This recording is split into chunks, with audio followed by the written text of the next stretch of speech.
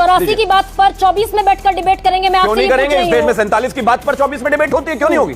अरे गजब बात हो गई। तो चलिए फिर आज फिर आप एक काम करते हैं, आज 84 पर डिबेट करते हैं, छोड़ देते हैं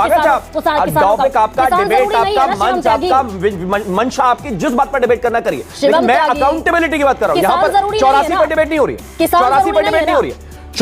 हुल्लड़ डिबेट में आपका स्वागत है। आज फिर से लंबे वक्त बाद भी देश में सबसे बड़ा सवाल यही है, किसान इस देश के अन्नदाता, या फिर यह समझ लीजिए कि इस देश के तकरीबन आधी आबादी का जो खेती पर किसी न किसी तरह निर्भर है। चाहे धूप हो, आंधी हो, तूफान हो, बरसात हो, सर्दी हो, कड़ाके की सर्दी हो, या कोई भी मौसम हो, कोई भी विपदा हो, इस देश का किसान खेत पर जाएगा, पानी चलाएगा, ट्यूबवेल खोलेगा, रात दिन निगरानी करेगा, जानवरों की भी और बाकी सारे विपदाओं की भी। और इतना सब करने के बाद भी उनकी आमदनी मात्र 27 रुपये रोज। एकदम ठीक सुन रहे हैं आप, 27 रुपये हर रोज। इतनी मेहनत करने के बाद भी, उसके बाद भी किसानों को अपनी मांगों के लिए सड़कों पर आंदोलन करने पड़ते हैं, डंडे खाने पड़ते हैं, पानी की बौछारें सहनी पड़ती है, और ना जाने कितने ही तरीक़ों से उनकी आवाज़ों को दबाया जाता है।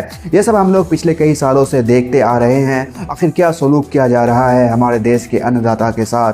इसी सारे मुद्दे पर वरिष्ठ पत्रकार गरिमा सिंह ने बरबोले बीजेपी प्रवक्ता की बखिया उधेड़ कर रख दी। अंत तक देखिए यह शानदार डिबेट।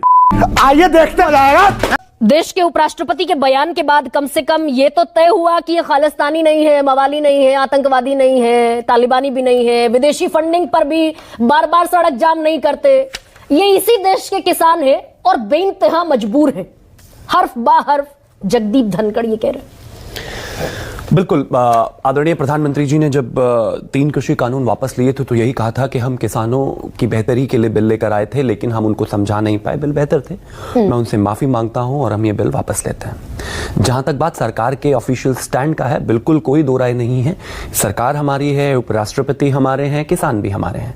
जाहिर है समय समय पर सरकार को किसानों का समर्थन, सपोर्ट हर कुछ मिलता रहा, लेकिन हाँ, जब बात आती है खेती किसानी की, तो मैं तो खुद किसान परिवार से आता हूं और उनकी कितनी परेशानियां हैं, दिक्कतें हैं, वो सब ये सरकार जानती है। तो समय समय पर संवाद होना बेहद आवश्यक है। अब बात करते हैं जगदीप धनखड़ जी की। बिल्कुल ठीक कहा उपराष्ट्रपति जी ने, इस देश में कहीं ना कहीं किसानों के लिए चीजों को बेहतर करना सरकार की कमिटमेंट है और उसको लेकर आगे जाना हमारी जिम्मेदारी भी है। रही बात कि उनको खालिस्तानी कहा गया, नहीं, उनको बिल्कुल नहीं कहा गया। मैं कहता हूं और कहा भी नहीं जाना चाहिए। और इस देश का किसान, मतलब जो इस देश की बैकबोन है, कृषि जिसके ऊपर यह देश आधारित है, टिका हुआ है, वो कभी खालिस्तानी हो ही नहीं सकता। तो वहां तो सकता है? बिल्कुल नहीं हो सकते। कुछ मीनाक्षी लेखी का बयान है बाकायदा। आप मानती हैं मवाली हो सकता है? नहीं, मीनाक्षी लेखी का बयान है। हम सरकार का स्टैंड बिल्कुल नहीं हो सकता। मीनाक्षी लेखी ने कहा, मैंने क्या कहा? 22 जुलाई 2021 को ये किसान नहीं मवाली है, इसका संज्ञान लेना चाहिए। मैं तो कहता हूं बिल्कुल नहीं। सरकार का ऑफिशियल स्टैंड है। हाँ। बड़ा पेड़ गिरता है धरती हिलती है, इस बात का संज्ञान लिया गया है क्या आज तक? अरे तो ये ऑफिशियल स्टैंड नहीं है ना सरकार कांग्रेस का। हाँ। वही मैं कह रहा हूं। शिवम त्यागी, मैं किसानों के मुद्दे पर बात करने जब बैठी हूं, मैं मुद्दों की बात कर रहा हूं। सुनिए मेरी बात। नहीं, अगर मीनाक्षी लेखी के बयान को रिस्पॉन्सिबिलिटी किया जा सकता है तो प्रधानमंत्री के बयान को नहीं किया जा सकता? सुन लीजिए भाई। अरे आप भी सुन लीजिए भाई, आप अपने सवाल सारे पूछिए, मैं जवाब दे दूंगा। 84 की बात पर 24 में बैठकर डिबेट करेंगे। मैं क्यों नहीं करेंगे? इस देश में 47 की बात पर 24 में डिबेट होती है, क्यों नहीं होगी? अरे गजब बात हो गई। तो चलिए फिर आज फिर आप एक काम करते हैं, आज 84 पर डिबेट करते हैं, छोड़ देते हैं आपका डिबेट, आपका मंच, आपका मंशा आपकी जिस बात पर डिबेट करना करिए, लेकिन मैं अकाउंटेबिलिटी की बात कर रहा हूं। यहाँ पर 84 पर डिबेट नहीं हो रही है, 84 पर डिबेट नहीं हो रही है, 84 पर डिबेट नहीं हो रही है। मैं फिर से कह रहा हूं, मैंने कहा कि सरकार का ऑफिशियल स्टैंड है कि इस देश के किसान सर्वोपरि हैं, ना वो गुंडे हैं, ना वो मवाली हैं, ना वो इस तरह। तो आपने कहा कि भाई नहीं, मीनाक्षी लेखी ने मवाली कहा था, तो मैं भी इसी बात को कह रहा हूं कि बड़ा पेड़ गिरता है तो धरती हिलती है, यानी कि लोग मर जाते हैं। ये ऑफिशियल स्टैंड है, ऑफिशियल स्टैंड है, 84 नहीं ला रहा हूं मैं। शिवम त्यागी, सरकार का ऑफिशियल स्टैंड है, ये किसान है। इसमें ऑफिशियल स्टैंड की आवश्यकता नहीं है, किसान है। लेकिन हां, किसानों के बीच में कुछ लोग ऐसे भी हैं। देखिए, हम तो जो है अखिलेश यादव और राहुल गांधी के लिए पिच बनाने का काम कर रहे थे। अब वो चुनाव जीत ही नहीं सकते तो हम क्या कर सकते हैं?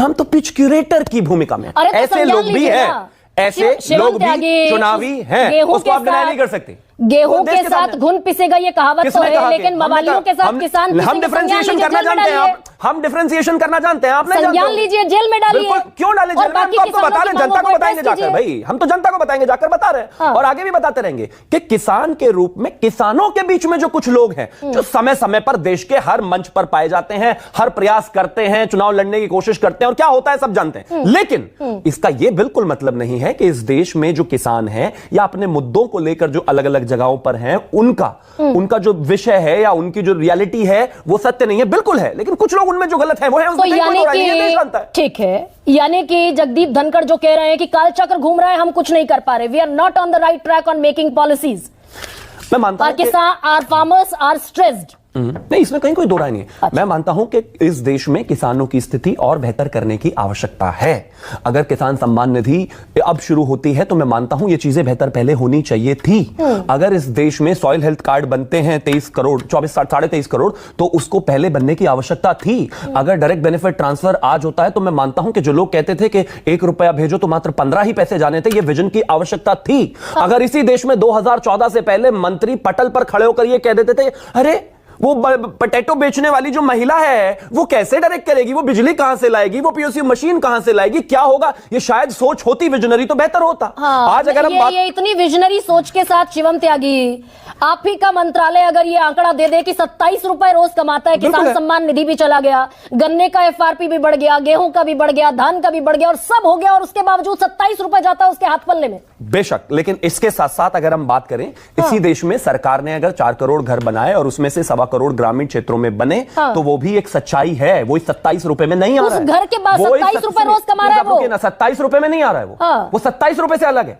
अगर अलग कैसे हुआ शिवम त्यागी, घर कमाई में आता है, गजब बात हो गई। सरकार ने जो 4 करोड़ घर दिए वो इंसान की मंथली कमाई में आएगा। सुनिए तो सही, बताइए। अरे भाई सुनिए, घर बताइए ना, अरे भाई बताइए, बता ही रही हूं, बताइए। उसके बावजूद जो उसका रोज का आमदनी है वो 27 रुपए रोज। मैं बिल्कुल कहता हूं, मैं इस बात को डिनाई कर ही नहीं रहा, मैंने नहीं कहा, हमारे आंकड़े हैं, लेकिन मैं कहता हूं कि इस 27 रुपए के साथ जो इस देश की सरकार ने 2014 से 24 के बीच में ग्रामीण क्षेत्रों में खास तौर पर किसानों के लिए जो अलग अलग चीजें चलाई हैं, जो अलग अलग योजनाएं लेकर आए हैं, जो उनके जीवन में बेहतरी करी है, जो 3 करोड़ घर बनाए हैं, जो 3 करोड़ घर और बनाने हैं, जहां पर 17% सिर्फ नल से जल की कवरेज होती थी, वहां अगर आज 74% ग्रामीण इलाकों में है, अगर नीम कोटेड यूरिया से लेकर तमाम सारी चीजें हैं, फसलों के उचित दाम भी बेहतर किए हैं, एमएसपी बढ़ाया है, तो जाहिर है वो भी इस सरकार के एफर्ट्स की तरह ही गिना जाना चाहिए। उससे बदलाव आया है, लेकिन और काम करने की आवश्यकता है। मजाक कर रहे हैं क्या जी? मजाक कर रहे हैं आप? मजाक कर रहे हैं आप?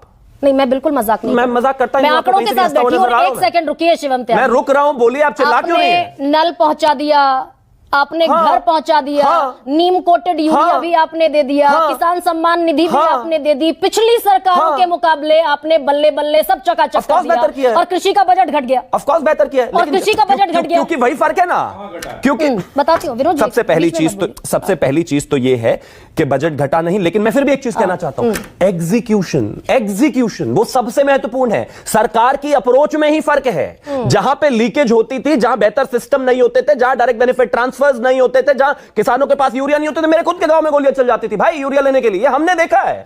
और बजट था आपका 22-23 में कृषि क्षेत्र का 1,33,000 करोड़ 22-23 में जी, 23-24 में घटकर रह गया 1,25,000 करोड़ जी। आप ही की सरकार ने अपना ही कृषि बजट घटा दिया, जिसमें से शिवराज जी ने अभी कहा कि 1,03,000 करोड़ अभी तक हम खर्च कर चुके हैं। ये हमारा रिपोर्ट कार्ड है। जिस तरीके से एमएसपी पर स्थितियां पिछली सरकारों की रहती थी, 2013-14 में गेहूं की एमएसपी मात्र 1,400 रुपए थी, अब 2,425 रुपए है, अप्रोक्सीमेटली 80% की। और आप ही की कमेटी कहती है, शांता कुमार कमेटी, ये मेरी कमेटी, मैं डेटा बोल सकता हूं या नहीं अलाउड है? अरे गजब बात हो गई, मेरी कमेटी जो कहती है मैं मानता हूं, लेकिन मैंने जो किया है, सरकार ने जो किया, मैं उसको आप सुनना क्यों नहीं चाहती? अरे भाई, इसके बाद जो आउटकम है मैं बताऊंगी ना। इसके बाद जो आउटकम है वो चुनावों में भी दिख रहा है, इसके बाद जो आउटकम है वो सामने है। किसान विरोध में नहीं है हमसे, शिवम त्यागी, किसान विरोध में नहीं है हमसे, नहीं, आप ही की कमेटी किसान विरोध में नहीं है, किसान हमारे विरोध में नहीं है, उनके हमारे प्रति कुछ डिमांड है जिस पर हम काम कर रहे हैं। शोर मत कीजिए शिवम, मैं शोर आप कर रही हैं, मंत्रालय कहेगा 27 रुपए रोज कमाता है किसान, आप ही का मंत्रालय, आप ही का कृषि मंत्रालय बजट घटा देगा, आप ही की शांता कुमार कमेटी की रिपोर्ट ये कहेगी कि मात्र 5.8% किसानों को एमएसपी का लाभ मिलता है, यानी कि 6% मोटा मोटी, और 6 में से बाकी 94% किसान एमएसपी पर लाभ ही नहीं लेते।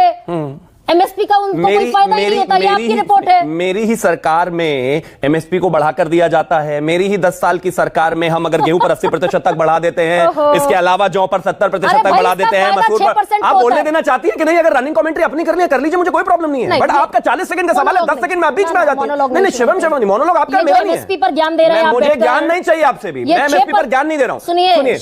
सुनिए, जो आप टाइम निकाल लीजिए। आपको शायद गलतफहमी है कि मैं बोल रहा हूं, मैं क्या कह रहा हूं, आप टाइम निकाल लीजिए। अगर मैं ज्यादा बोला हूं तो मैं छोड़ दूंगा। और बताइए, आप सुनती नहीं है, यही प्रॉब्लम। मैं क्यों छोड़ दूं भाई? एमएसपी का ज्ञान जो आप दे रहे हैं शिवम त्यागी, वन साइडेड नैरेटिव चलता सुनिए भाई, सुन ही रहा हूं, बोलिए भाई बोलिए। एमएसपी का जो आप ज्ञान दे रहे हैं वो 6% किसानों को मिलता है, इस पर लेकिन बढ़ा उस 6% के लिए भी देखा नहीं, उसी प्राइवेट मार्केट में चीजें आगे बढ़कर जाती हैं वो देखा नहीं। और हां, ये भी एक अप्रूवल है जब किसान मेरे देश के मेरी सरकार को वोट देकर सरकार बनाते हैं। ऑफ कोर्स यही लिटमस टेस्ट है, ऑफ कोर्स यही लिटमस टेस्ट है। जैसे आपके शो की आपकी टीआरपी लिटमस टेस्ट है, ऐसे ही मेरी सरकार का लिटमस टेस्ट मेरे देश के किसान कैसे हैं। साथ ही आपको बता दें, लंबे समय से 10% भूखंड आवंटन व 2013 की भूमि अधिग्रहण कानून लागू करने की मांग को लेकर अरे किसान अपनी मांगों को लेकर प्रदर्शन करते आ रहे हैं। बता दें कि पिछले 25 नवंबर से किसानों के कई संगठन आंदोलन कर रहे हैं। ग्रेटर नोएडा प्राधिकरण पर 26 से 28 तक उन्होंने धरना दिया।